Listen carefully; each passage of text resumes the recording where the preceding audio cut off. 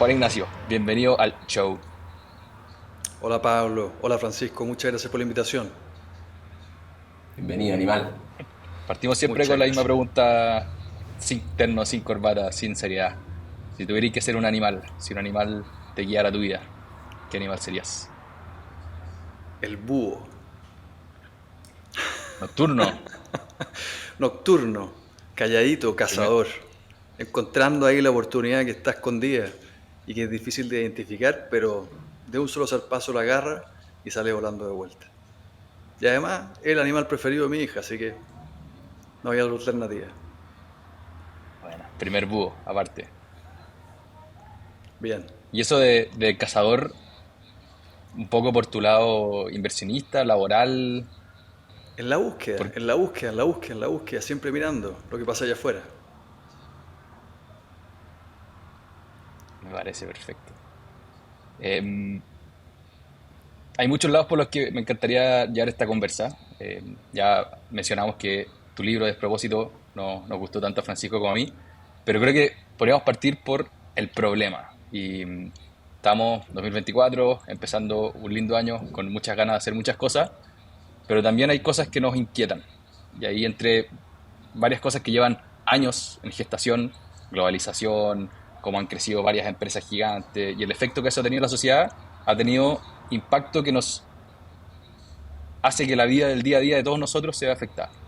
¿Podría explicar un poco cuál es ese problema que tú estás viendo? Hoy día todos estamos aquejados de muchísimos problemas. Y lo que vemos en Chile, pero también en muchos otros países, es que hay un hastío de la gente, de que los políticos, el sistema, las empresas, todo no se resuelve, que seguimos pateando el tarro agua abajo. Y de alguna manera se ha generado un cambio social en donde hay una crisis de liderazgo. Lo vemos, las instituciones no tienen legitimidad, los políticos no son respetados, etcétera. Entonces la gente ha comenzado a pedir a grito un llamado de liderazgo, de soluciones. Y lo que hemos visto es que justamente las empresas son más cercanas, más que el Estado, más que entelequias que se conocen poco, y a las empresas les han empezado a pedir soluciones. Los empleados, por un lado, por ejemplo, han empezado a pedirle una identidad. Buscamos trabajo tratando de identificarnos con lo que hace nuestra empresa. Somos en donde trabajamos. Porque muchas de las identificaciones que existían, la ideología, las La naciones, religión. los países, las religiones, las grandes familias, se han erosionado. Entonces hay una búsqueda insaciable en donde, de alguna manera, estamos mirando, buscando dónde nos encontramos. Las políticas de identidad han sido una respuesta que ha sido muy fuerte, pero hay otros que se han encontrado también pidiéndole a las empresas que le resuelvan su vida. Entonces hay todo un cúmulo de problemas en donde hay una oportunidad, pero también hay un llamado a hacer algo al respecto. Y ahí justamente ha aparecido todo el ESG de las empresas que salvan el mundo y nos hemos metido en un problema que yo creo más grave, que hay una gran confusión de a qué estamos llamados a hacer por la sociedad como empresa. Interesante lo que decís de la búsqueda. Alguna vez vi un dato de que los millennials a los 30 años ya habían tenido al menos 3 pegas en promedio. Que puede ser también un poquito una respuesta a esto. Entré acá, no me gustó, y en esa búsqueda constante que hace mucho contraste con lo que pasaba antes. Probablemente nuestros papás, nuestros abuelos, pueden haber muchas historias de que entraban a trabajar a una empresa y se quedaban ahí toda la vida, pero quizás con una visión de vida más impuesta. Esto es lo que te tocó, versus cómo ha cambiado la humanidad a que hoy día tenemos más opciones. Y creo que ahí las empresas han jugado un rol fundamental. ¿Cuál sería para ti el rol que están jugando las empresas en el mundo en el que estamos viviendo? Concuerdo totalmente. Antes quizás la gente encontraba su identidad o su misión de vida como decíamos antes, la religión, su familia, el país, como la nación. Y hoy día un poco es, oye, ¿qué hago con mi vida? Hay preguntas muy abiertas. Incluso hay fenómenos que hay mucha gente que cada vez está más sola en esta globalización y lo empieza a buscar en su entorno. Y tal cual, mucho millennial entra a un trabajo, entra a una pega y dice, ¿sabes qué? No, no me convenció, yo pensé que aquí estábamos cambiando el mundo, pero la verdad no. O, oye, no me identifico porque esta empresa no está luchando contra el cambio climático. O sabéis que esta empresa no se pronunció respecto a los temas de diversidad como yo quisiera. Y me cambio, y me voy. Lo que es un llamado a la empresa, justamente, ¿quién eres tú como empresa? ¿Cuál es tu visión? Y ahí empieza un tironeo diferente, pero la oportunidad efectivamente está ahí, en el sentido de que las empresas tienen distintas maneras de organizarse, de ser, de definir un propósito, y al hacerlo, de alguna manera, interactúan con todos nosotros, ¿ah? Que somos las personas, pero que como personas somos consumidores, empleados, inversionistas, vecinos. Y el punto es que hay empresas que son impávidas a esto y hay empresas que se la juegan y otras que se la juegan demasiado. Entonces la propuesta del libro es que en esta confusión de la empresa hay distintos modelos de empresa en cómo ser, que van a competir por recursos. ¿Ah? Empleados, consumidores, inversionistas, y en todo ello van a competir. Y en esa competencia hay algunas que van a irles mejor, otras que les va a ir peor. Pero es la evolución, justamente en este ajuste a las necesidades de la sociedad, en donde algunas empresas se van a diferenciar y van a lograr mejor servir a la sociedad. Es un juego complejo, es un juego que requiere apuestas, pero justamente está creando una oportunidad, pero a su vez un tironeo donde algunos se pierden y otros logran encontrar la oportunidad. Es un temazo en verdad. Y lo primero que pienso con esto de como un millennial grandilocuente, me meto en una empresa y quiero cambiar el mundo, que pasé por eso y creo que mucha gente le ha pasado. Y veis empresas que tienen ese mensaje como Notco, por ejemplo, pero es algo que en verdad se puede aspirar la empresa común. Me gustó que dijerais como es una competencia y algunos se van a diferenciar o no, pero ¿debería la empresa promedio pensar en todos estos temas o al final puede ser más una distracción que un beneficio real? Esa es como la duda que me genera, si es que en verdad vale tanto la pena pensar en todo este tipo de cosas o simplemente una empresa que tiene un negocio, una constructora, hace las prácticas lo mejor que puede dentro de todo, no está dándole la solución al hambre del mundo, pero está haciendo bien su pega. ¿Cómo equilibro eso, como esas ambiciones? Yo creo que todos los que dirigen empresas debiesen reflexionar al respecto, porque al final hoy día estamos en una competencia brutal por talento, por recursos, pero no significa que todos tienen que tener la misma respuesta. No todas las empresas pueden ser Notco, no todas las empresas pueden ser Ørsted, que es una empresa increíble de energía, pero sí todas las empresas pueden tener una propuesta diferente. Y yo creo que de nuevo todos somos muy diferentes y todos tenemos intereses diferentes. Entonces en esa segmentación yo creo que está el juego. Alguien dice, no, ¿sabéis qué? Yo la verdad lo que más me importa es hacer deporte y salir en bicicleta o ir al cerro. Entonces yo quiero una pega hasta las 5 de la tarde y que la gente sea buena onda y que me paguen lo que corresponde y ya está. Y esa persona va a ser feliz y quizás ese es el modelo que una empresa le va a proponer. Pero hay otras empresas que realmente necesitan gente que piense profundamente en cómo transformarse, que cambie brutalmente cosas que existen en el mundo, para lo cual, la verdad, requiere gente que dé mucho más de lo que está pidiendo. El ejemplo para mí por excelencia es Elon Musk. Elon Musk en cada uno de sus emprendimientos tiene un propósito brutal. Yo quiero llegar a la Luna, quiero llegar a Marte, quiero poblar Marte, para lo cual creo una empresa en donde empiezo a armar cohetes que hacen un negocio, Starlink, que ponen internet con satélite, pero solamente porque quiero llegar a Marte. Y cuando tú empiezas a entender cómo funciona Elon Musk, es muy difícil trabajar en las empresas de Elon Musk, porque básicamente él dice, yo necesito que tú estés completa y absolutamente comprometido con lo que estamos haciendo. Y eso es para un tipo de persona. Entonces, yo creo que todos debemos reflexionar, pero no todos tenemos el mismo modelo. No todas las automotoras pueden ser Tesla. Y de hecho, Volkswagen, cuando trabaja en la reducción de emisiones de motores de diésel, puede tener un impacto casi más relevante que Tesla en el medio ambiente. Y eso debe ser bien entendido. Hay ingenieros hoy día que están trabajando en los motores de combustión interna para reducir las emisiones que pueden tener un mayor impacto que el auto eléctrico. Y ese ingeniero va a estar apasionado por eso, y quizá otro va a estar apasionado por el auto eléctrico. Y cada uno va a encontrar su lugar. Pero lo importante está en esa diferenciación en donde, por un lado, no cataloguemos una empresa buena, mala, verde, sucia, ¿no? Sino que veamos cómo podemos diferenciarnos y encontrar aquellos recursos con una oferta que sea suficientemente atractiva para aquellos a quienes buscamos. Y en esa competencia se va a jugar quién va a conquistar el futuro y quién va a quedar desplazado, pero no no podemos caer todos en la misma categoría. Tengo una duda que a nosotros nos gustan los fundamentos, los cimientos de las cosas y de ir construyendo, y nos estamos viendo ya hacia el mundo de la empresa, pero yo tengo una duda anterior y creo que tú eres una tremenda persona para responderlo. En una entrevista, no sé si te escuché a ti o a la persona que te entrevistaba, que decía este rol de la empresa como mecanismo para sustentar el progreso y dar mejor calidad de vida a los humanos que obviamente habitamos el planeta. Y yo suscribo y de acuerdo, creo que las empresas van a ser las que realmente hacen la pega, pero ¿por qué ahí no podrían estar los estados, los gobiernos? ¿O por qué es desde la empresa y por qué no es desde los estados? Para poner un poquito como la filosofía de por qué tú sustentas esta tesis desde ahí. Yo lo creo porque creo en los incentivos y creo que la gente se motiva en su vida por las cosas que puede lograr. Entonces, por supuesto, uno podría decir, oye, Lee Kuan Yew en Singapur, el tipo creó un progreso increíble en ese país. Yo creo que Lee Kuan Yew era un empresario, no era un político.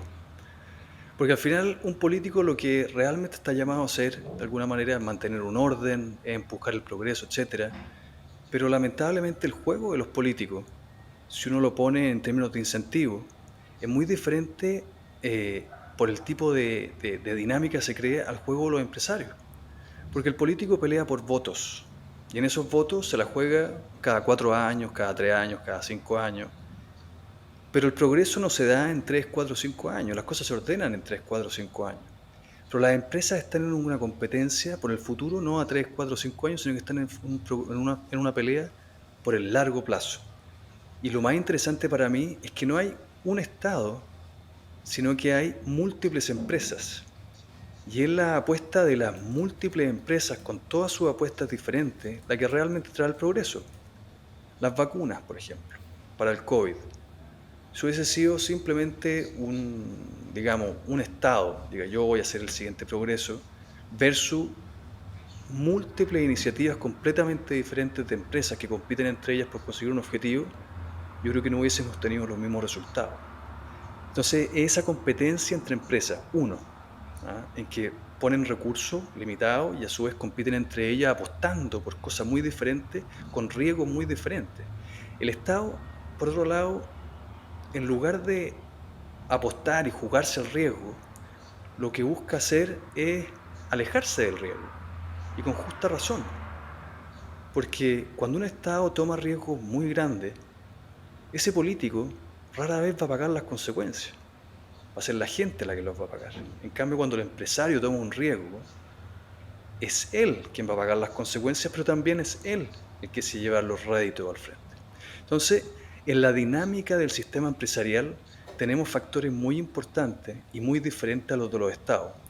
El riesgo, el apetito por riesgo, los incentivos y los pagos asociados, y también la disociación entre el político que maneja el Estado y el empresario que maneja la empresa. Por ello yo creo que el progreso, y lo vemos, ha venido, las grandes innovaciones, el desarrollo de productos, las grandes organizaciones industriales, las grandes inversiones, o sea, todo ha venido por parte de la empresa.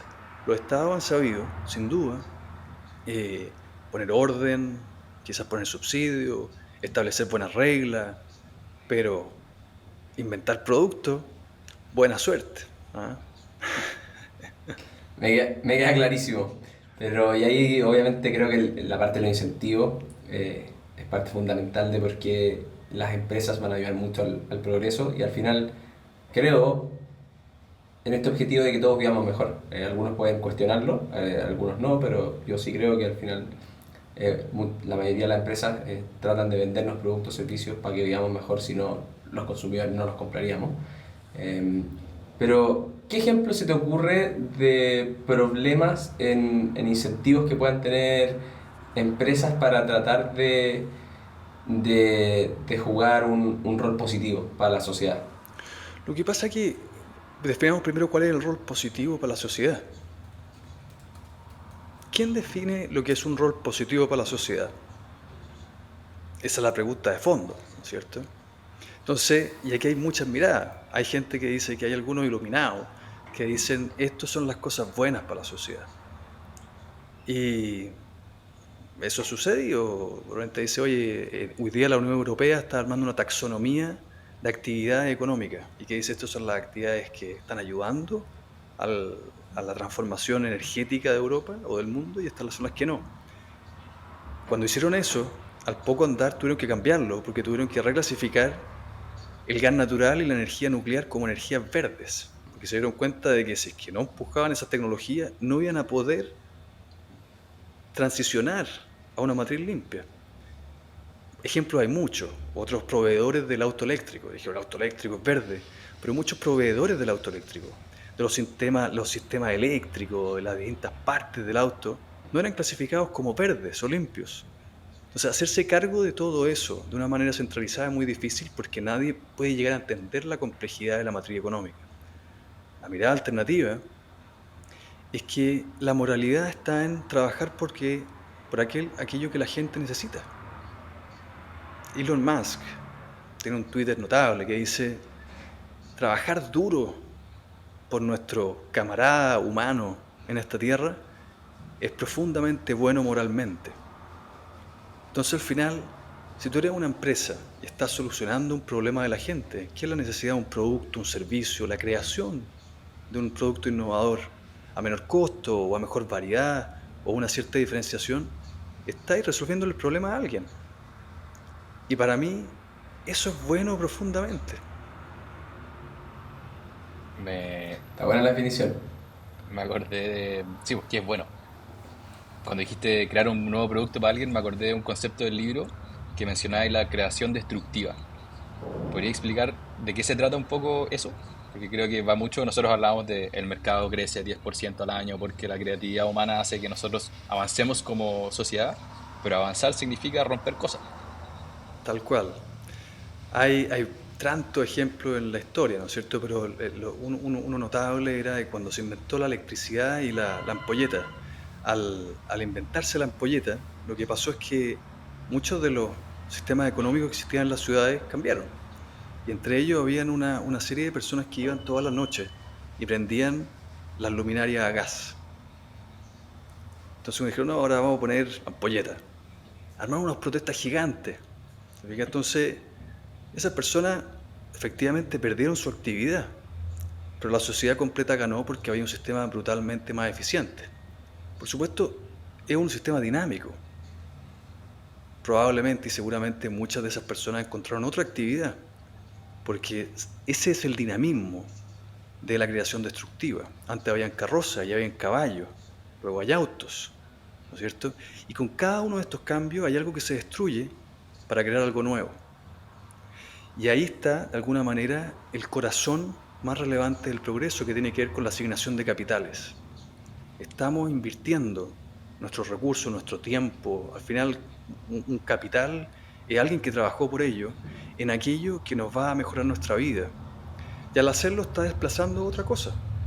Y lo importante, y de nuevo aquí viene el sistema empresarial, es que hay una libertad para que cualquiera aparezca y pueda ofrecer algo distinto.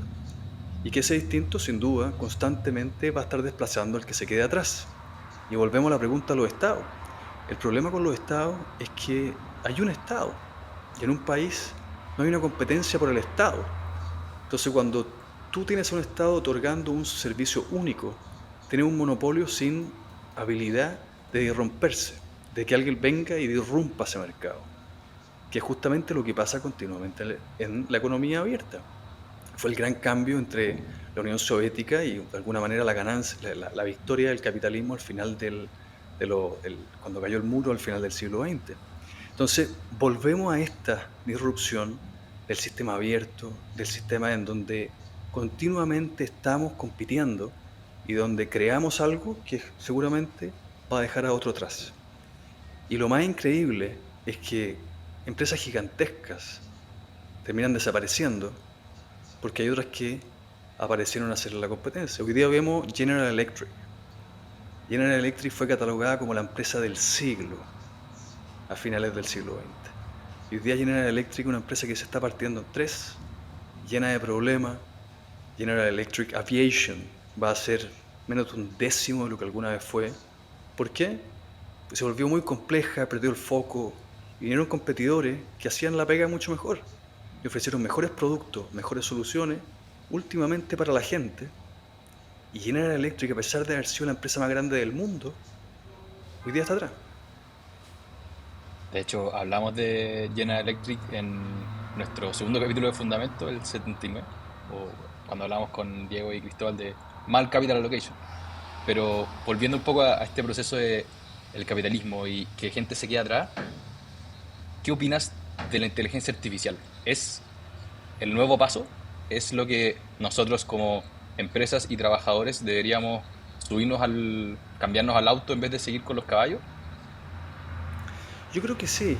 Yo creo que lo que yo creo personalmente es que la tecnología es neutra moralmente. O sea, no son ni buenas ni malas, sino que simplemente cambian cómo se hacen las cosas. Lo que nosotros hemos probado como seres humanos es que somos tremendamente inventivos. O sea, nos ocurren cosas. Es tan loco, es tan increíble que antes, no tengo la cifra exacta, pero aproximadamente el 50% de la población se dedicaba a producir comida para alimentarnos y la otra mitad hacía otras cosas, manufactura, etcétera, en las ciudades. Hoy día en Estados Unidos, menos del 1% de la población produce comida. Entonces, si nos ponemos en esta mirada estática, ¿no? Decimos, oye, pero ¿qué van a hacer la mitad de las personas? Van a perder la pega, van a estar mirando el techo. Por supuesto que no. Hay un dinamismo y en ese dinamismo hay una adaptación. Lo que pasa es que, sin duda, cuando estos cambios son rápidos, muchas veces, y sucede, hay personas que en esa adaptación pueden pasarlo mal. Y eso es algo que yo creo es un rol del Estado que debe proteger. Entrenar, proteger, atraer distintas iniciativas para que la gente pueda adaptarse. Porque de nuevo, hoy día lo que está pasando es que estamos viviendo vidas más largas. Hay un libro excepcional que se llama Vivir 100 años. Lo comentamos, tenemos un capítulo de eso. Excelente. ¿Y qué dice eso? ¿Y qué dice eso? ¿No es cierto? Oye, antes uno agarraba, se metía en una carrera, trabajaba 30, 40 años y después se jubilaba, chao. Eso se acabó. Hoy día hay que reinventarse constantemente. Y como la velocidad del cambio es tan grande, pues nunca han existido tantos científicos en la historia como existen vivos hoy día. Nunca han existido tanta empresa en la historia como existen hoy día. Nada ha sido como es hoy día. Entonces la velocidad del cambio es cada vez más brutal. Y en esa velocidad del cambio, el juego por el progreso es saber adaptarse, como persona, como empresa, como sistema empresarial. Y eso es lo que va a promover el progreso, individual, empresarial y societal. Y es tan cierto lo que decís. A ver, nos gustó mucho cuando leímos el Factfulness con Pablito en la oficina, porque te muestra, te deja en evidencia esto. Al final tú puedes decir, oye, ok, mucha gente va a perder su pega y qué va a pasar, y con todos estos cambios que ya han pasado muchas veces, desde las carretas, los autos, los teléfonos, hoy día inteligencia artificial, lo que sea, y veis los índices de pobreza en el mundo, de mortalidad, natalidad, etcétera, y todo ha mejorado. Entonces, a pesar de todos esos cambios revolucionarios, como si tú, los humanos somos muy creativos, le buscamos la vuelta, y como un todo, terminamos estando mejor. Pero dado esta revolución y dada toda la información, que creo que es uno de los grandes desafíos que hoy día tenemos que manejar, que tienen que manejar las empresas, pero también tenemos que manejar las personas. El otro día estábamos en una entrevista con Pablito que hablaba en alguna parte sobre productividad y decía, ¿cuál es la definición de productividad? Como que un poquito lo que tú me preguntáis, ¿qué es la definición de lo bueno y lo malo? Hoy día muchas veces la productividad está medida como por estar presente, porque que me manden un correo y responderlo rápido, o que me manden un Slack y que me manden un WhatsApp y responderlo rápido, y le dan ese punto de vista en vez de la otra visión de hacer cosas importantes que agreguen valor y te hagan avanzar. ¿Tenías alguna tu definición como de productividad y en qué te fijarías tú hacer para que las personas y las empresas sean más productivas? Sí, yo creo que uno de los principales desafíos de cada uno, como profesional independiente, trabajando en una empresa, pero como persona, es cómo pasamos nuestro tiempo. Yo creo que la pregunta número uno que cada uno debe hacerse es ¿qué estás haciendo con tu tiempo? Y pasa efectivamente cuando uno realmente mira la agenda, oye, ¿qué hice en las últimas 4 semanas? Y uno ve la locura del día a día, del urgente, de que se llenó de reuniones, de que mails, y de repente uno dice, oye, pero no ha avanzado nada. Y es una disciplina muy compleja, porque es una reflexión como que hay que salirse de uno y decir, ¿qué está haciendo este gallo? Y en eso viene un poco la mirada típica de decir, mira, hay cosas que son urgentes o no urgentes, y hay cosas que son importantes y no importantes. Y el gran problema es que quedemos atorados en las cosas urgentes y no importantes. Y dentro de las típicas reglas de buena administración, esa clasificación mental es decir, oye, si hay algo importante y urgente, salta en eso inmediatamente. Si hay algo urgente y no importante, delégalo, entrégalo, porque no te corresponde estar metido en eso o trata de buscar ayuda. Si hay algo que no es urgente y importante, ten mucho cuidado, porque eso se te va a pasar debajo del radar. Ármate una rutina para poder trabajar en ello. Y por supuesto que si hay algo que no es urgente, no es importante, olvídate. Pero no, vuelvo al punto. Para pensar en la productividad, el gran problema que tenemos es que nos consume el día a día. Entonces, realmente pensar un poco es qué estoy haciendo en cada uno de mis días para esta semana, qué estoy haciendo en mi día a día para el próximo mes, qué estoy haciendo en mi día a día para los próximos 6 meses y qué estoy haciendo en mi día a día para los próximos 18 meses.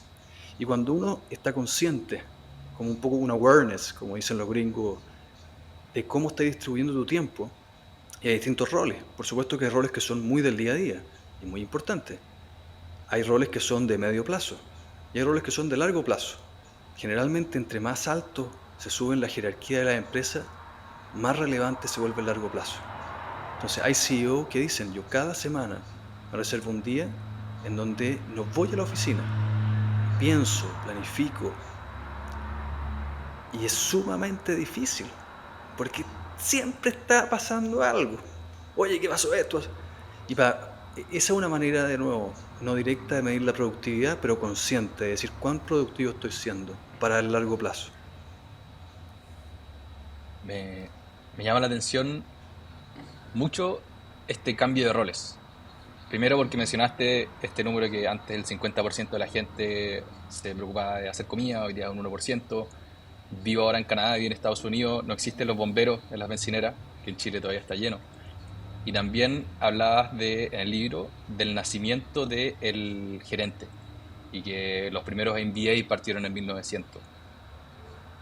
Y ahí pienso en cualquier persona que empieza a trabajar hoy día, te ponen con un Excel, un Word, un calendario y el correo. Y esa es como tu base de trabajo. ¿Qué podría hacer una persona como para mejorar su estructura? Me gustó lo que dijiste, como que va a hacer esta semana, que va a hacer este mes. Deberías sentarse y decir, estos son mis objetivos de cada uno de esos periodos. Ese sería como un tip aplicable de este trabajo tan etéreo, el knowledge work que le dicen los gringos. Yo creo que sí se aplica a la persona y también se aplica a la empresa. O sea, si hay una empresa que funciona por el próximo mes, va a quebrar dentro de 2 años. Porque si no tiene una planificación, una definición de sus objetivos para el año, de su estrategia a medio plazo, incluso de su propósito, va a comenzar a tomar malas decisiones. Ahora, cuando va a la persona, como decís, cuando uno entra a trabajar, vamos a lo mismo. Oye, tomaste esta pega. ¿Cuál es tu objetivo en esta pega? ¿Querías estar acá y hacer carrera y aspirar a ser el jefe máximo de esta empresa? Oye, está bien que tengáis una ambición, pero ¿qué queréis lograr en los próximos 6 meses? ¿Qué queréis lograr en los próximos 2 años? Cuando uno está partiendo, generalmente lo que más importa es lo que estáis aprendiendo. Entonces la pregunta que yo me haría y el consejo es, ok, recite tu Excel, un computador, el mail, etcétera. Muy bien, y vaya, ten a pedir que hagáis esto otro, no eres jefe, estáis partiendo, ¿no es cierto? Pero tu objetivo es aprender. Entonces, ¿cómo tú vas a verbalizar ese objetivo? Oye, jefe, yo quiero aprender las siguientes cosas. Me encantaría tener exposición a los siguientes problemas. Me encantaría hacer esta pega por, no tengo idea, 1 año, pero después que me muevan a otro tipo de pega, porque también quiero aprender este otro tipo de cosas. Y en definitiva, cuando hay una Hacerlo definición explícito. explícita, exactamente, y eso se conversa. Y la empresa, cuando tiene ese empleado, esa persona que está trabajando, no hay nada mejor. porque lo que la empresa busca es que esa persona esté motivada, esté aprendiendo, esté buscando su próximo paso. Y para la persona lo mismo. Entonces, de nuevo, cuando quedamos entrampados en el corto plazo, es un círculo vicioso para todos. Y ahí en ese corto plazo ocurre esto que muchas veces se habla de la instrumentalización de las empresas por parte de los ejecutivos para ganar reputación. Ya sea porque poní algunos checks de cosas de ESG o lo que sea. Eh, Hay empresas que tienen más chances de hacerlo mejor y de estar más protegidas de que los ejecutivos la corrompan, por decirlo así, solamente por su beneficio personal. Yo creo que sí, yo creo que sí. Y efectivamente, quizás conectando los puntos, porque si vamos para atrás, bien para atrás, antes las empresas eran manejadas siempre por su dueño, ¿no es cierto? Estamos 2 siglos atrás, puras empresas chicas, y hoy día siguen existiendo las pymes, viene el dueño, y no hay un problema que la empresa esté capturada porque su dueño es quien la administra y está todo alineado, ¿no es cierto? Las empresas crecieron brutalmente con la creación de la sociedad anónima, en donde los accionistas son cualquier persona que pueden vender sus acciones todos los días, y los gerentes están ahí contratados para que cumplan algo. Pero el problema es que los accionistas están ahí, pero no tienen necesariamente una voz. Y los gerentes están ahí para ganarse muchas veces el bono a fin de año. Entonces tienen una mirada de corto plazo resultados versus la creación de largo plazo. Y se empiezan a dar estos conflictos, ¿cierto? Donde por un lado el gerente también puede estar tentado a aumentar su reputación, ¿cierto? Oye, vamos a salvar el mundo, vamos a hacer las siguientes cosas, etcétera. Y quizás no es lo mejor para la empresa. ¿Ah? Quizás está dilapidando recursos. Hay un ejemplo que es el CEO de Danone, ¿ah? Que figuraba más en las Naciones Unidas para literalmente salvar el planeta o hacer una cruzada por distintas cosas de los objetivos de la humanidad, y lo terminaron echando. Porque claro, oye, la empresa tiene que tener resultados, tiene competidores, estaba mucho peor que Nestlé. Entonces, ¿cómo controlamos eso? Y ahí, al menos lo que yo creo es que el gobierno corporativo de la empresa cambia mucho. ¿Qué es el gobierno corporativo de la empresa? Es cuando hay un directorio, ¿cierto? Que es el que en un grupo se toman decisiones, y como es un grupo es más difícil que alguien se lo capture, pero su decisión principal es tener al gerente y controlar que el gerente esté haciendo la pega. Pero esos directores también representan a los accionistas. Y si es que los accionistas no son muy verbales, los directores también pueden quedar capturados. Y luego los accionistas, de nuevo, esta masa que no necesariamente tiene forma. En ocasiones hay un accionista controlador, que puede ser una familia, un fondo de inversión, un Estado, ¿cierto? Codelco, el accionista controlador de Codelco es Chile, el Estado. Entonces se empiezan a armar dinámicas que efectivamente hacen que algunas empresas pueden ser realmente capturadas por la administración. En Chile tenemos un caso que es la Polar. En la Polar, la gerencia, de alguna manera, cometió errores muy graves y desfalcó la confianza pública, y no hubo mucho control. ¿Ah? En una empresa familiar, donde incluso listada, pero que tiene un controlador, la gente está muchas veces más metida, está más preocupada a largo plazo, está vigilando que esas decisiones que se tomen protejan los asuntos que van a suceder dentro de una década. Hay un ejemplo muy bonito, que es que con la locura del auto eléctrico de Tesla, la valorización de Tesla se fue a las nubes, transaba a múltiplos, pero que no De toda la existen, o industria. sea, no, de loco. Y los tipos en Volkswagen, General Motors, BMW decían, oye, pero ¿qué hacemos? Entonces, Mercedes y General Motors, los gerentes generales, dijeron, oye, vamos a transformar esta empresa, vamos a hacer el auto eléctrico, vamos a cambiar 50% de nuestra producción. O sea, unos anuncios rimbombantes a una década. Mientras que Stellantis, que está controlado por la familia Peugeot y la familia Agnelli en Italia, BMW, que está controlado por otra familia alemana, o Bosch, que está controlado por la familia Bosch en Alemania, fueron mucho más cautos. Entonces lo que uno ve ahí es que cuando hay familias que controlan esas empresas, son mucho más reacias a anuncios rimbombantes, porque ellos dicen, oye, en una década yo estar sentado acá. Entonces no te comprometí a cuestiones que yo no estoy seguro. En cambio, el gerente quiere que su acción suba. Sus bonos están asociados al precio de la acción. Y un anuncio rimbombante a una década, el gallo dice, pucha, no sé si va a estar ahí, compañero, pero echémosle para arriba con la acción. Y ahí empezamos con los gobiernos corporativos. Y de nuevo, ese juego es un juego dinámico que para mí lo bonito es que volvemos a lo mismo. Las empresas controladas por grupos familiares o por private equities, por fondos de inversión, compiten con empresas listadas, pure corporates, como se llaman, donde no hay un accionista claro. Y son estos conflictos de interés que se van chequeando entre ellos, distintos modelos corporativos que se van chequeando entre ellos, lo que hace que algunos le saquen ventaja a otros. La gran pelea del siglo XX en el mundo industrial fue la batalla entre Ford y General Motors. Ford al principio del siglo XX era la gran automotora gringa. Producía el 50% de los autos.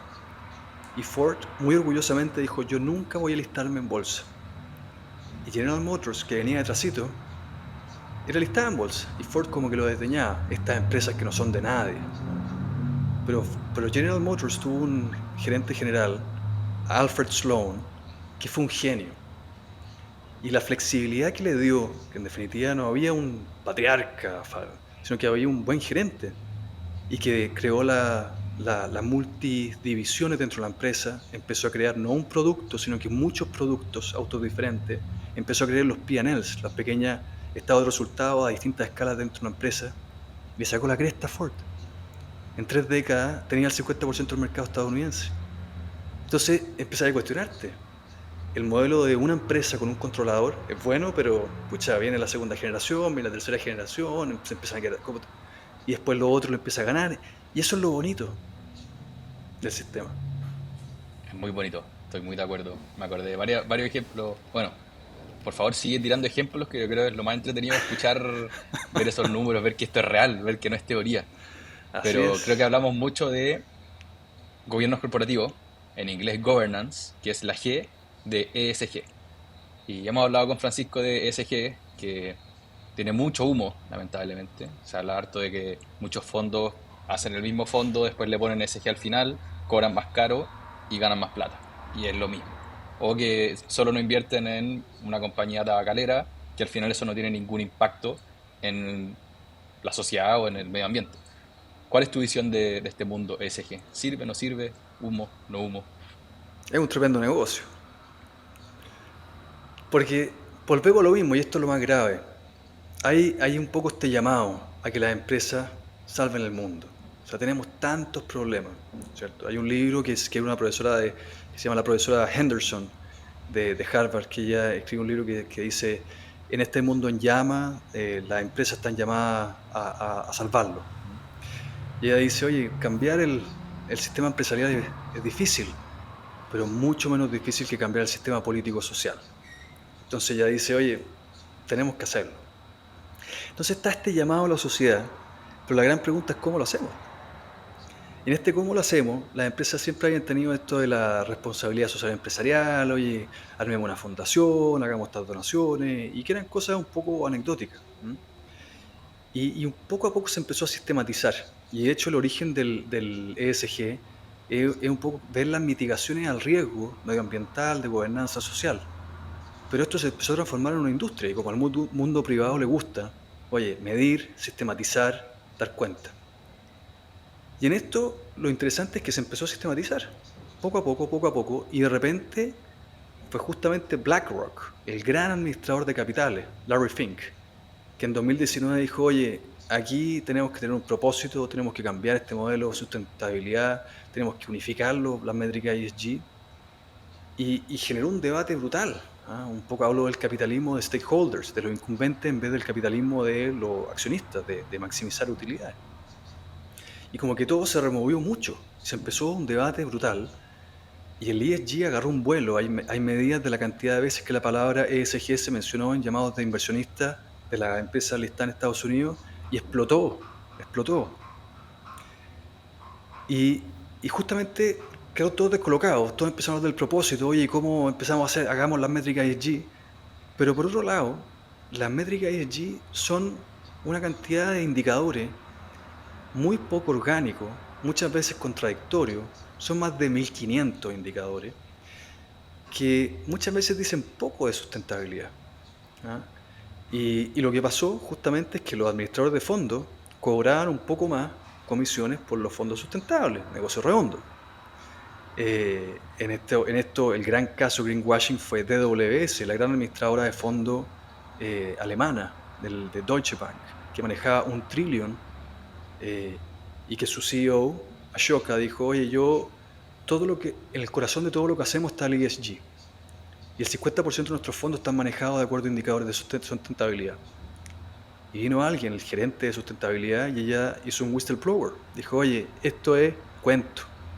Hubo una redada policial, llegaron 70 policías alemanes, agarraron los computadores y se dieron cuenta que era cuento, porque era negocio redondo. Entonces, los administradores de capitales ganan más plata, quedan como los salvadores del mundo. Los administradores de pensiones dicen, oye, estamos administrando las pensiones salvando el mundo. Las empresas tenemos tremendos indicadores de ESG. Las tabacaleras, que han estado con unas reputaciones terribles hace décadas, son las mejores en los rankings ESG, porque llenan una serie de puntitos. Somos los más diversos, somos los más governance, somos los más sociales, somos los más... Entonces empezáis a darte cuenta que todo se transforma en click the box, llenando Pero la verdadera sustentabilidad, que es trabajar para el largo plazo, para la gente, queda en el olvido.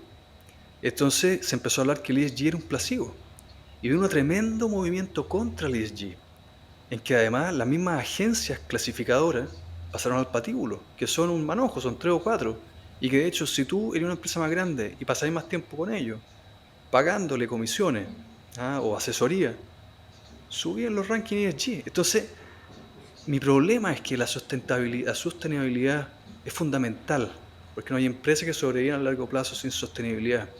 Pero pensar que el ESG es sustentabilidad es quitarle legitimidad al problema. Entonces es profundamente dañino. Y entre medio estamos capturados por el conflicto de interés, en donde esto es un negocio. El profe Damodaran de NYU, maestro, ha atacado a Larry Fink, pero dijo, oye, invertir en ESG es inconsistente, si ya está todo priceado. Los precios ya reflejan si tú tenés algo sustentable. Entonces cuando constreñís tu universo inversionista, vais a tener peor retorno. Más aún, decía, aquí lo que pasa es que Larry Fink no está jugando el juego porque para él le hace todo el sentido, porque está cobrando más comisiones. Oye, y en este mundo, yo vuelvo a lo mismo. Lo peor de todo es que todos nos engañemos de que estamos salvando al mundo cuando lo que realmente estamos haciendo es echarlo a perder. Tremendo tema, y no sé si echarlo a perder o no, porque a algunos les puede gustar y a otros no, pero creo que está en el mismo mundo, o por ahí, del ESG, todo el tema del Bitcoin. A algunos les puede gustar, a algunos no, puede tener fundamento, hoy día está en un precio muy alto, por lo tanto algunos van a decir, te cayó un idiota, pero la industria financiera disponibilizó y ha buscado disponibilizar esta cuestión a través de ETFs o como sea, para que la gente invierta. Yo personalmente creo que no es por una cuestión de que realmente BlackRock, JP Morgan o quien sea, genuinamente quieran decirle a sus inversionistas, ten esto en tu portafolio porque te va a hacer bien. Creo que lo hacen solamente porque tienen que cobrar comisiones, y si el gallo quiere comprar Bitcoin y no lo puede comprar con él, lo va a terminar comprando en otro lado por el que ellos no van a comisionar. Entonces mi gran pregunta es, yo tengo que invertir, tengo este problema del ESG, tengo este problema de que me pongan instrumentos que han rentado mucho y que suenan bonitos solamente para venderme. ¿Cómo me abstraigo y cómo busco buenas empresas para poder hacer crecer mi plata al final? Porque yo creo que los tres vemos acá como el mercado financiero como un generador de valor, que obviamente hay que ser selectivo, pero que cada vez esa selectividad está más confusa en cómo poder hacerlo, más si soy, no sé, pues imagínate, doctor, abogado o lo que sea y no cacho nada del mundo de inversiones. Mira, yo nunca doy consejo de inversiones, pero digo lo que yo hago. Yo sigo el consejo de Warren Buffett. Yo invierto en el S&P 500, en un tracker que me cobra 0,08% anual de comisión y no lo toco. Y el resto lo invierto en la casa que compré, pagando el dividendo, y a veces un poquitito a algo que conozco, un amigo que tuvo una iniciativa, algo que estoy dispuesto a perder, pero que puedo ponerlo más arriesgado, como persona natural. esa es mi convicción, que de nuevo es súper aburrida, pero lo notable es que Warren Buffett hizo su apuesta el año 2008 a un tipo, un hedge fund, y le dijo, bueno, te apuesto $1 millón, elige los hedge funds que tú queráis y yo corro con el S&P 500, veamos quién gana. Y ganó. Bueno, y con ello, hoy día, creo que la última estadística es que los fondos pasivos tienen más capitales que los fondos activos. Sí, eso se empezó a pasar desde hace poquito tiempo y creo que está súper bien, pero de alguna manera creo que, ok, el mundo de las empresas, busquemos buenas empresas que ayuden a construir un mejor planeta, pero también reconocer un poquito, en realidad, cuál será la ganadora, cuál no, cuando tengo que poner mi plata ahí en juego, en hacer crecer mis inversiones y vamos al índice porque la verdad que hay mucha incertidumbre. Entonces alguien que tiene tanta información como tú, que lo ha estudiado, que lo ha analizado, que se sabe millones de empresas y casos, refleja que uno muchas veces tiene que hacerlo simple. Claro. Y creo que ese es un tremendo consejo para todos los animales, para nuestra comunidad, que muchos se dan mil vueltas en la cabeza. ¿Cómo lo hago? ¿En qué empresa invierto? ¿Cómo? Es mucho más simple de lo que uno cree, Pero, pero hay que reconocer las limitaciones que pero hay una tenemos. paradoja, eso es el problema. Que si todos invertimos en fondos pasivos y se acaban los fondos activos, o sea, los que realmente eligen en las empresas que quieren invertir, el sistema no funciona. Necesitamos especuladores. Necesitamos, porque si todos nos vamos al fondo pasivo Y gente que vote también. y gente que vote, vamos a lo mismo. Necesitamos gente que esté ahí. Lo que pasa es que yo trabajo en una empresa industrial. Yo estoy metido a que la planta produzca productos y que los vendamos a nuestros clientes. Pero necesitamos ese mundo activo. Necesitamos, llámalo especuladores, pero necesitamos gente que esté ahí pensando en cómo se asigna el capital de manera eficiente dentro de la empresa, pero también fuera de la empresa, en el mercado de capitales. En la empresa nosotros vemos, oye, tenemos una inversión en una nueva planta, tenemos una inversión en un nuevo proyecto, y eso es fundamental. Y las empresas, si se equivocan muy seguido en eso, quiebran. Lo bonito que en el mercado de capitales, ese mecanismo es fundamental al elegir acciones, pero también al elegir el portfolio. Porque hoy día, ¿por qué existen los fondos privados, los private equity? Existen los private equity porque hay oportunidades de comprar empresas y manejarlas mejor que las empresas listadas, con distintas tesis. Entonces, volvemos a lo mismo. Cuando hay sistemas que compiten entre ellos, se crean oportunidades para que hayan retornos. Y esos retornos vienen al inversionista, pero también a la sociedad. Porque no hay retorno al inversionista que no venga asociado con un retorno social. Entonces, yo, de nuevo, un poco somos los del free lunch, los que nos vamos a los fondos pasivos. Porque necesitamos que hayan allá afuera personas que realmente comparen a las empresas en el largo plazo y especuladores que hagan un poco del amortiguador, ¿no es cierto? Que estén ahí un poquito más en el corto plazo. Pero eso tiene que suceder, de otro modo el mercado no funcionaría. Y volvemos a lo mismo, eso tiene que existir para que haya muchas alternativas allá afuera, para que la gente tenga sus problemas resueltos. Si volvemos, si alguien quiere ver televisión, hoy día tiene decenas de alternativas, ¿no es cierto? Distintos precios, calidades, etc. Alguien que necesita cortarse el pelo, necesitáis que alguien te resuelva estos problemas y esa es la vocación de la empresa. Y vuelve de nuevo al propósito, ¿cómo resuelvo el problema a la gente? Ese es el propósito empresarial. Y vuelve a la persona. ¿Por qué problema de la sociedad yo quiero trabajar? Y después, Creo que cada uno de nosotros es consumidor, es inversionista, es empleado, es vecino. Entonces, oye, cuando yo compro algo, estoy votando por una empresa que me lo vendió. Cuando trabajo en una empresa, estoy votando por una empresa que me puede emplear. Cuando soy inversionista, yo voy con los fondos pasivos, quizás estoy tomándome el free lunch, pero estoy votando por una empresa. Cuando soy vecino y reclamo, cuando soy ciudadano y voto. Entonces, en una mirada consciente y holística de lo que yo quiero como sociedad, puedo mover la aguja. Pero lo importante es estar consciente de eso. Me acordaste de la Cote lo Montero estaba en un buscando. capítulo que treinta y hablábamos, ocho 38, que hablaba de esto, de votar con la plata, que es una cuestión que ella se lo trataba de enseñar a sus hijos, y también de esta, mm, de esta cuestión de antes nos fijábamos solamente en el retorno, después apareció el riesgo y empezamos a ver el retorno ajustado por riesgo, Y hoy día, más que nunca, se suma la tercera componente del impacto.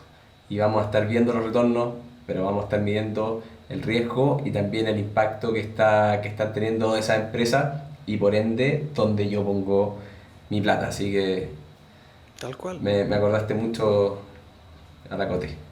Sí. A mí Qué bueno saludo.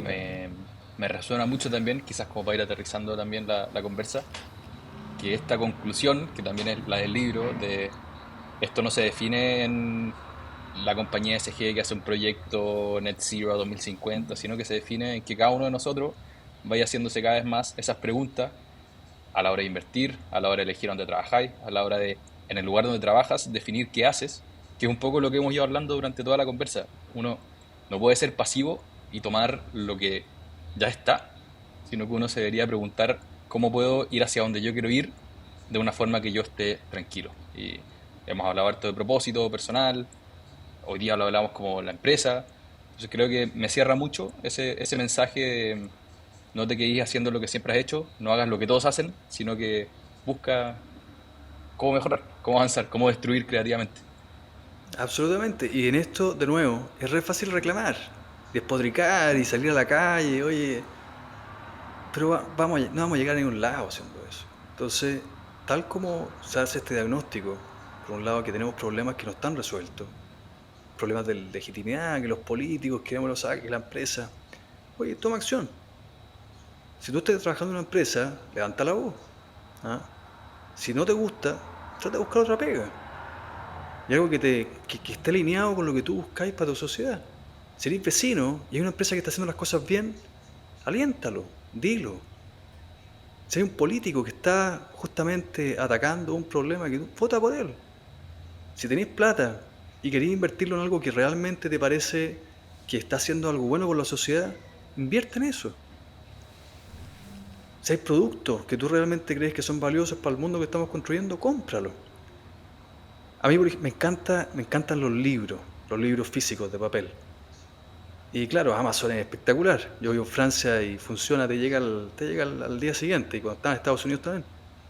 Pero religiosamente trato de comprar al menos la mitad de los libros en una librería de ladrillo. Porque creo que son fundamentales, porque construyen ciudad, construyen comunidad, la gente va, descubre, hay y digo, "Bueno, va a salir más caro, pero corresponde, quiero que esto exista". ¿Ah? Y eso uno lo ve, ¿ah? Y lo valora. Entonces, votemos con la plata, votemos con lo que decimos, porque en la consistencia de nuestro actuar como persona holística, en la interacción del sistema político, económico, social, vamos a mover la aguja. Y si todos lo hacemos, en vez de reclamar, vamos a estar construyendo el futuro que queremos.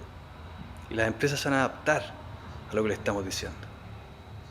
Ojalá que el Estado también. Oye, esperemos que el Estado también, pero me acordaste de unos amigos que desde hace un tiempo con mi señora empezamos a reciclar. Hacemos todo lo que podemos, probablemente porque tenemos un espacio para poder hacerlo, tenemos la cuestión de reciclaje por acá cerca, es más o menos cómodo. No, si no fuese tan cómodo, no sé si lo haríamos. Y obviamente tuvimos la suerte que nos mostraron la cantidad de basura que dejáis de generar solamente por reciclar. Y mis amigos me decían, puta, pero dile eso a las mineras, po. ¿En qué sirve que tú recicles? Que creo que va un poquito en línea con lo que tú decís. Cómprale el libro a la librería del caballero que lleva ahí 40 años y que aporta a la ciudad y todo. ¿Qué le diría ella a mi amigo que piensan de esa manera, que dicen, ¿sabéis qué? En realidad, lo que yo haga con mi plata o lo que yo haga con mis acciones importa poco si las grandes corporaciones no hacen su pega? Es que justamente ahí viene lo más interesante, porque el efecto par, ¿ah? O peer effect, que nosotros, por ejemplo, yo trabajo en una empresa industrial, ¿ah? Y que estamos metidos en el mundo de la energía y la electricidad. Y muchos de nuestros clientes, cuando nos dicen, oye, viene un tender, hagan acá una licitación, tráiganos su oferta, nos empiezan a pedir, oye, yo quiero que ustedes me muestren no solamente el precio, sino que qué medidas están tomando para que sus productos tengan una menor huella. Entonces, empecé a darte cuenta que está ahí en un ecosistema. Por supuesto que se refuerza a sí mismo, porque todo en este mundo de la energía y la electricidad nos sirve todo lo que es la transición energética. Pues la electricidad hoy día es menos del 20%, nuestro objetivo es que la electricidad suba al 40-50%, un desafío gigantesco, pero una de las maneras de descarbonizar la matriz económica. Y empezáis a darte cuenta que se empiezan a dar sistemas o ecosistemas en donde se empiezan a generar eficiencia. Pero a su vez, siempre viene la pregunta, ¿quién paga la cuenta? O sea, por ejemplo, en el cobre, las mineras. Sin cobre no hay transición energética. Es imposible. Olvídate del auto eléctrico, olvídate de todo, la granja eólica marina. Pero uno dice, oye, bueno, quiero cobre reciclado. Es más caro hacer cobre reciclado. O quiero que las mineras tengan una menor huella de carbono.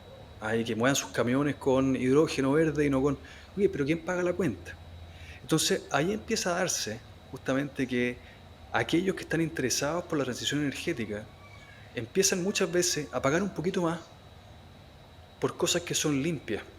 Pero cuando empieza a desarrollar una escala suficiente, muchas veces esas cosas limpias se vuelven económicamente más viables.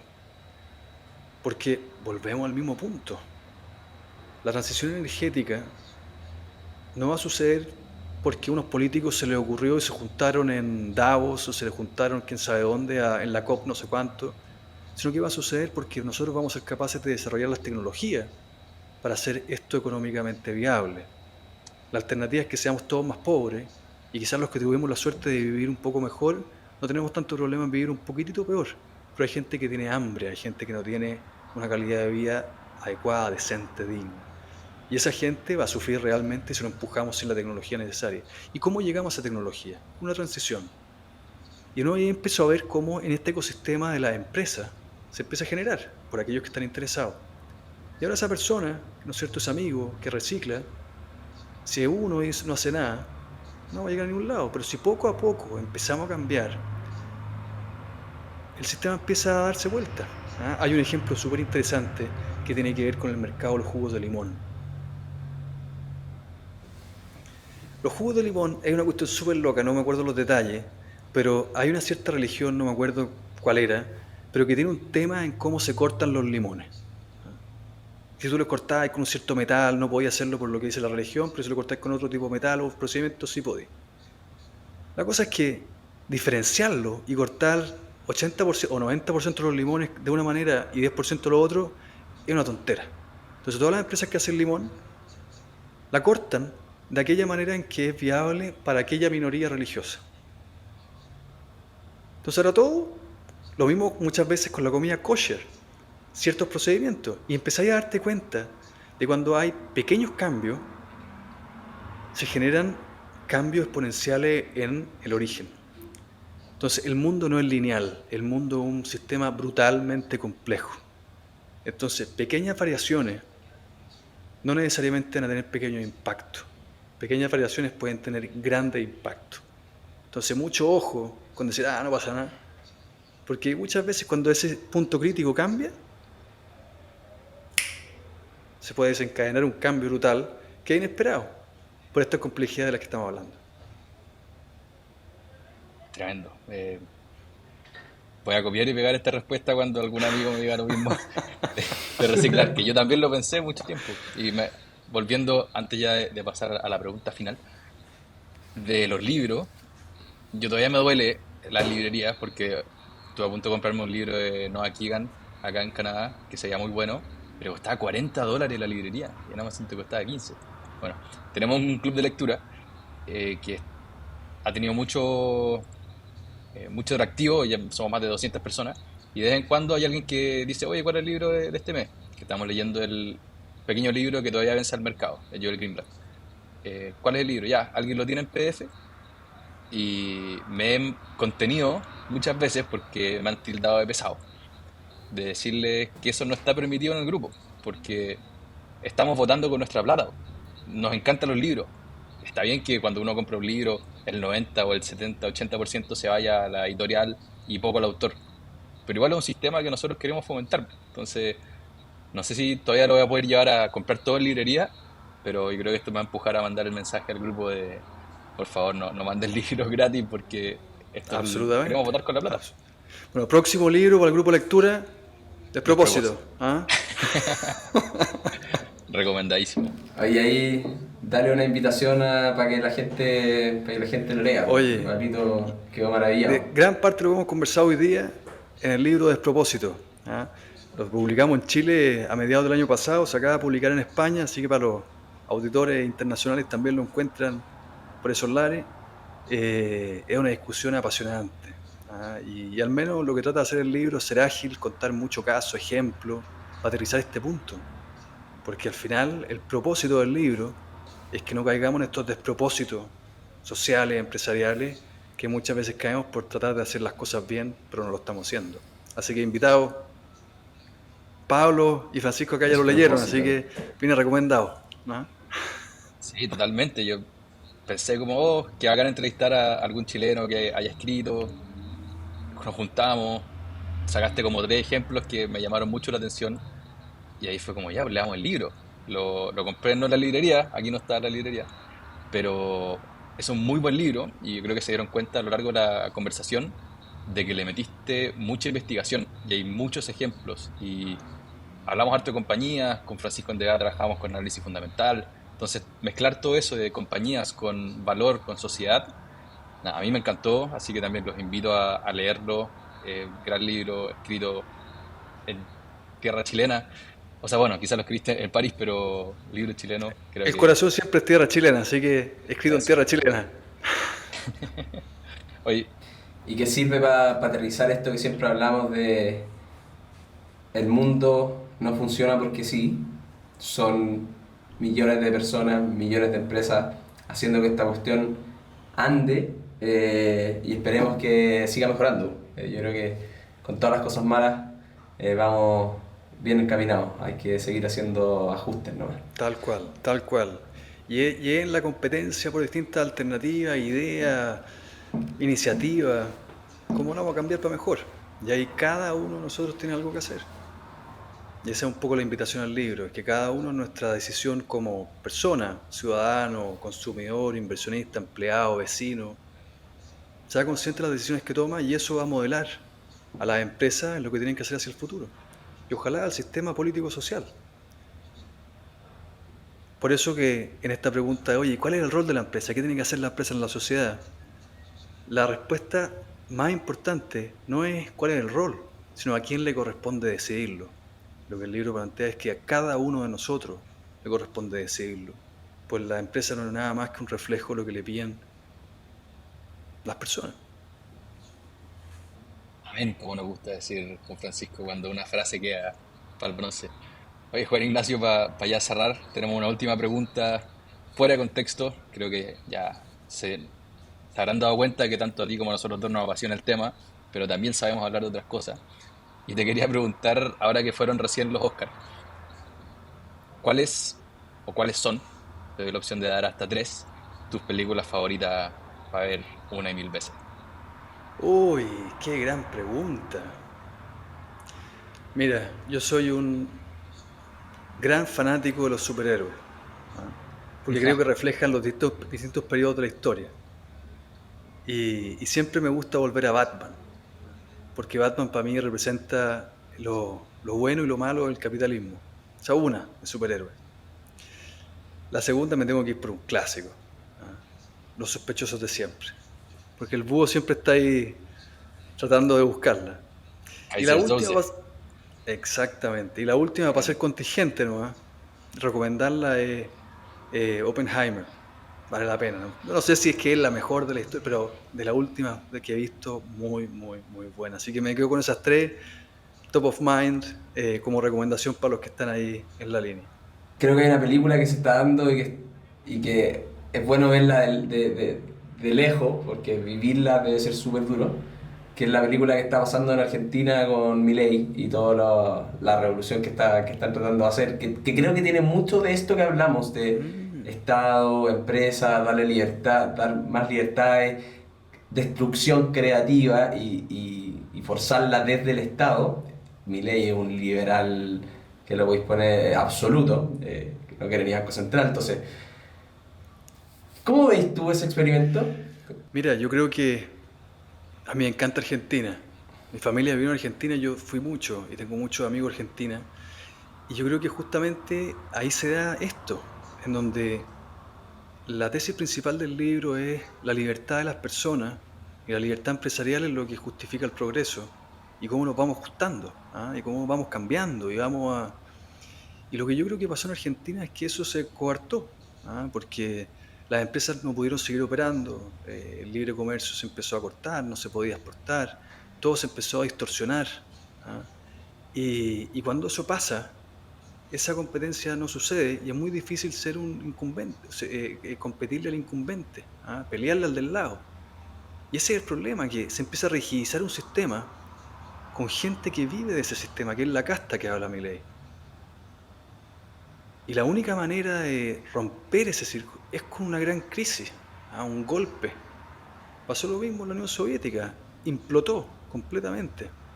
Porque cuando algo se deforma y se establece, si no tenéis la creación destructiva de modo continuo, romperla, necesitáis una destrucción brutal para crearla de nuevo.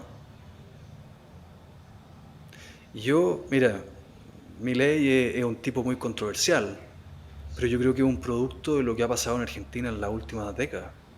Y le deseo toda la suerte del mundo y ojalá que Argentina mejore, pero para mejorar, después de rigidizarse en esa manera, sin la creación destructiva en forma continua, necesita una gran destrucción para una gran creación que le siga. Buenísimo. Gracias por la respuesta. Creo que estuvo muy entretenido el capítulo. Nosotros nos gusta hablar de fundamentos y creo que esto le puso mucho relato a los fundamentos que necesita el mundo, el planeta, los humanos, para que podamos seguir mejorando. Así que, Juan Ignacio, fue un placer. Muchas gracias por estar acá con la comunidad animal. Esperamos que todos se hayan entretenido, que nos sigamos escuchando. Seguimos avanzando buscando el capítulo 100 como objetivo de corto plazo, ¿no? Tenemos otros propósitos de largo plazo. Así que no sé si queréis decir algunas palabras finales antes de que nos despidamos. Agradecerle, oye, los felicito, lo que hacen acá es muy importante y es muy entretenido y es fundamental, ¿ah? Por la redundancia. Y vamos los animales, ¿ah? Empujar para adelante y yo creo que efectivamente echarse para atrás, tener una película amplia y clara con perspectiva de qué está pasando, es tan útil a veces, es tan útil, porque nos vuelve a dar un sentido de perspectiva, ¿ah? Y muchas veces la perspectiva es lo que nos da ese propósito, que de nuevo es una palabra muy potente, pero que tiene que tomarse con toda la seriedad que necesita, y el problema es que hoy día hay mucha gente que no se la está tomando con esa seriedad y está cayendo en estos despropósitos. Así que les agradezco la invitación, se pasaron súper entretenido, muy buena conversa. Mateo, se leyeron el libro, se nota. Eso es el mejor pago de cualquier escritor, es que lo lean, así que muy agradecido. Bueno, nos echamos para atrás, después nos sentamos en la mesa, como nos decía Agustina Colaizo de Mercado Pago hace unos capítulos. Hay que tener la visión clara, pero después hay que actuar. Así que somos Pablo Riemann y Francisco Verdugo en la producción. Pablito está jugando de editor también, le están quedando bonitos los capítulos, así que felicitaciones y nos vemos la próxima semana. ¡Animales! Muchas gracias.